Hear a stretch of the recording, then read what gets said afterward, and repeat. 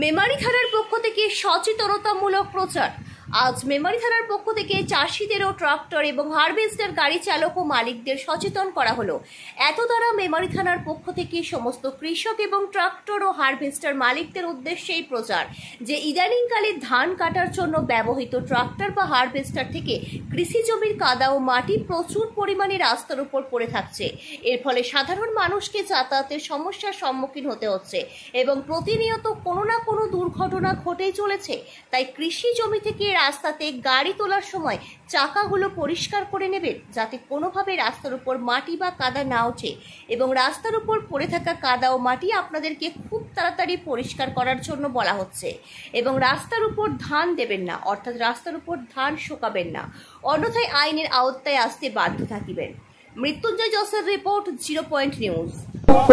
কৃষক এবং ট্রাক্টর ও হারভেস্টার মালিকদের উদ্দেশ্যে বলা হচ্ছে যে ইদানিংকালে ধান কাটার জন্য ব্যবহৃত ট্রাক্টর বা হারভেস্টার থেকে কৃষি জমির কাদা ও মাটি প্রচুর পরিমাণে রাস্তার উপরে পড়ে থাকছে।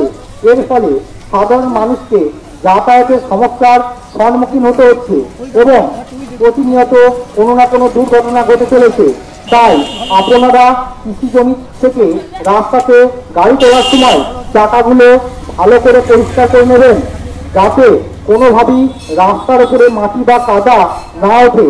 এবং রাস্তার উপরে পড়ে থাকা কাদা ও মাটি আপনাদেরকে খুব তাড়াতাড়ি পরিষ্কার করার জন্য বলা হচ্ছে এবং এই সঙ্গে বলা হচ্ছে রাস্তার উপরে ধান দেবেন না, অন্যথায় আইনের আওতায় আসতে বাধ্য থাকিবেন।